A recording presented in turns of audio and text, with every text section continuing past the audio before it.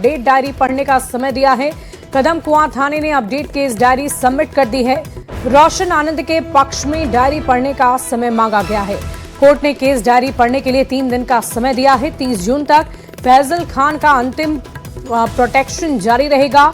इस वक्त की बड़ी खबर आपको बता रहे हैं, फैजल खान मामले में सिविल कोर्ट में सुनवाई है और आपको बता दें कि 30 जून तक फैजल खान का अंतरिम प्रोटेक्शन जारी रहेगा। रोशन आनंद के पक्ष ने समय मांगा है। केस डायरी को पढ़ा जा रहा है।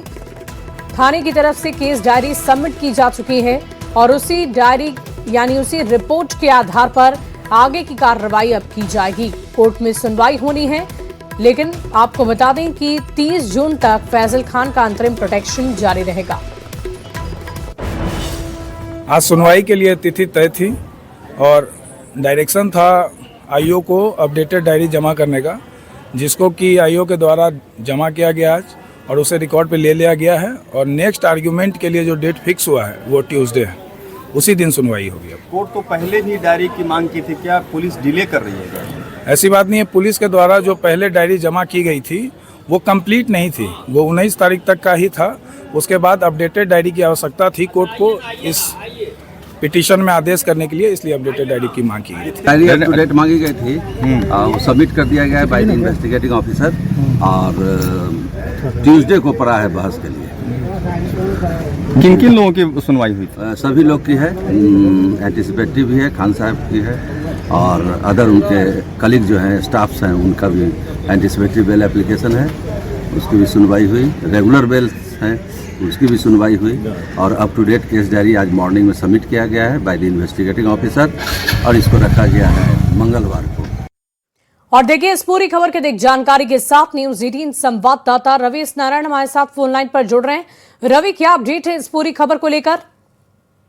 देखिए, आज फैजल खान के मामले में महत्वपूर्ण सुनवाई जो है वो सिविल कोर्ट में हुई और इसमें पिछले बार जब सुनवाई हुई थी आज की तारीख में कहा गया था कि जो अपडेटेड जो डायरी है केस डायरी वो कदम कुआं थाने को सबमिट करने को कहा गया था और कदम कुआं में जो थाना है उन्होंने अपडेटेड डायरी जो है वो आज सबमिट किया और खान सर के तरफ से जो पक्ष के जो वकील हैं उन्होंने सुनवाई में जिरह करते हुए कहा कि इसकी सुनवाई जो है आज पूरी हो जानी चाहिए।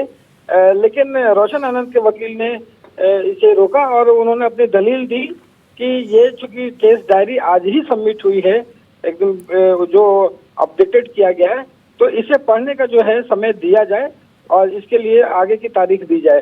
कोर्ट ने इस मामले में 30 जून को जो है अगली तारीख तय की है और उस दिन जो है इस मामले में महत्वपूर्ण सुनवाई होगी। सबसे बड़ी बात है कि यहाँ पे न सिर्फ खान सर बल्कि उनके जो गार्ड हैं, 3 और सहयोगी है, वो तमाम जो केस है पहले अलग अलग चल रहे थे, सबको एक साथ कोर्ट ने अटैच कर दिया है और सबकी सुनवाई जो है वो एक साथ हो रही है। उनके गार्ड के साथ जो सुनवाई होनी थी उसको भी अगले 30 तारीख के लिए टाल दिया गया है और माना जा रहा है कि अगले 30 तारीख तक जो खान सर की जो प्रोटेक्शन मिला हुआ है वो अगले 30 तारीख तक बढ़ा दिया गया है। 30 तारीख को जब सुनवाई होगी तो ये तय हुआ कि उन्हें जमानत दिया जाता है या फिर गिरफ्तार करने को कहा जाता है।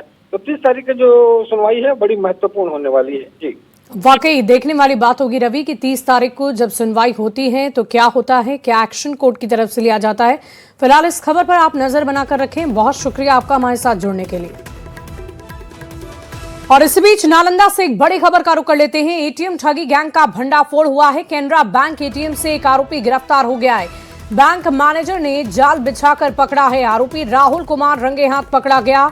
छुट्टी के दिन एटीएम को निशाना बनाता था। फेविक्विक मेटल प्लेट से ठगी की जाती थी। मेटल प्लेट में फंस जाते थे लोगों के पैसे। फरार आरोपी की तलाश में फिलहाल पुलिस जुटी हुई है। इस वक्त की बड़ी खबर आपको बता रहे हैं।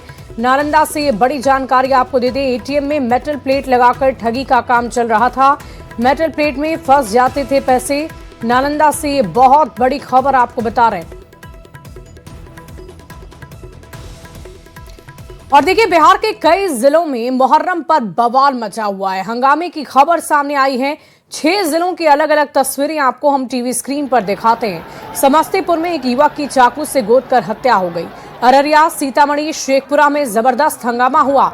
दानापुर में उपद्रवियों ने लोगों को जख्मी करने के मकसद से लाठियां भांजी, जिसमें न केवल लोग बल्कि एक दारोगा भी जख्मी हो गए। जमुई में 2 जगह ये वारदात हुई। झाझा में आपस में 2 जुलूस भिड़ गए और इस्लाम नगर छत से पत्थर बरसाए गए। ऐसे में सवाल तो कई हैं। मुहर्रम से पहले प्रशासन ने व्यापक सुरक्षा तैयारियों का दावा तो किया था, पर इन जगहों पर हिंसा आखिर कैसे हो गई?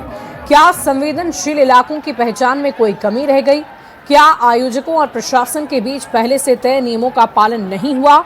इतनी जगह माहौल बिगाड़ने की खबर आई, जिसकी जवाबदेही लेने के लिए कौन जिम्मेदार है?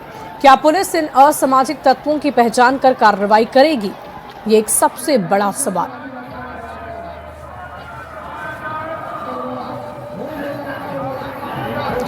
इस बीच बड़ी खबर कैमूर से आपको बताएं, जहां ताजिया जुलूस के दौरान संदिग्ध रूप से तेज धमाकों की आवाज की वजह से 2 लोग गंभीर रूप से घायल हो गए हैं। ये बड़ी खबर आपको बता रहे हैं। घायलों को तुरंत अनुमंडलीय अस्पताल में भर्ती किया गया है, जहां से बेहतर इलाज के लिए रेफर किया गया।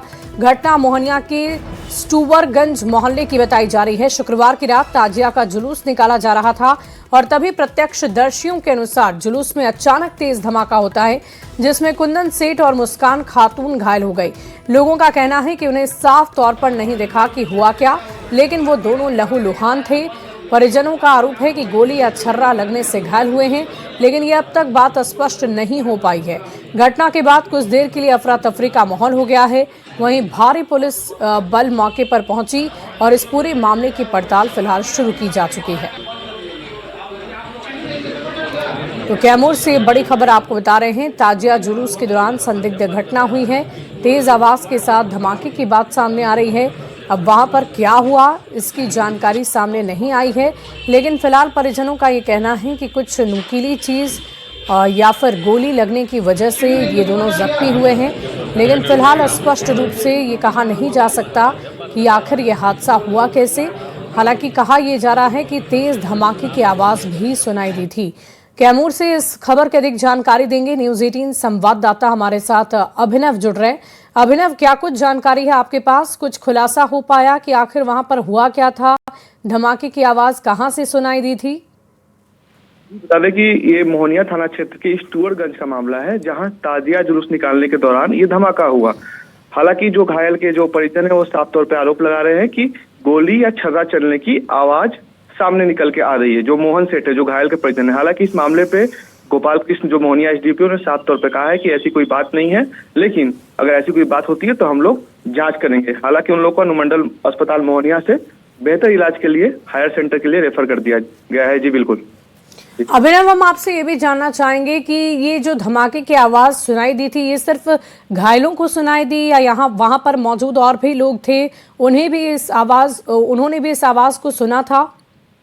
जी बता दें कि अगर प्रथम दृष्टि से बात करें और वहाँ के लोगों की बात करें तो कहीं ना कहीं लोगों का साफ तौर पे कहना है कि पटाखे की आवाज थी, जो जुलूस में आमतौर पे लोगों के द्वारा या जो जुलूस में जो लोग रहते हैं उनके द्वारा ये फोड़ा जाता है, तो उससे ही कहीं ना कहीं घायल होने की या पटाखे की चपेट में आने की बात सामने आ रही है।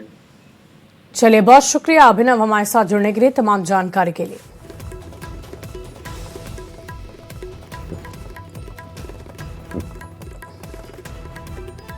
लड़की थी और एक पुरुष थे।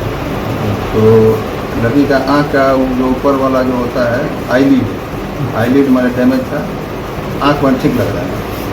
और जो पुरुष हैं तो उनके अपर लिप में चोट है, आर पार मैंने होल है। स्थिति क्या है सर दोनों का? स्थिति तो ठीक ही है, गंभीर नहीं है, लेकिन हम लोग आई के लिए अगर अंदर से क्या चीज़ है तो उसके लिए हम लोग रेफर किए हैं कि आई की स्थिति नहीं है जिसमें हाथ की जरूरत है। लेकिन हाँ, दोनों कंसर्न ज़रूर है और दोनों अस्पताल पहुंचाया गया है, दोनों डॉक्टर की देख रेख। ये कब की घटना है सर? ये करीबन आप कह सकते हैं कि आधे घंटे 40 मिनट करीब 10 बजे।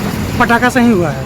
हाँ पता नहीं। परिजन कुछ और आरोप लगा रहे हैं सर? नहीं, ये आरोप ये भी कुछ नहीं किया सकते, हम लोग तरफ से जाँच करेंगे।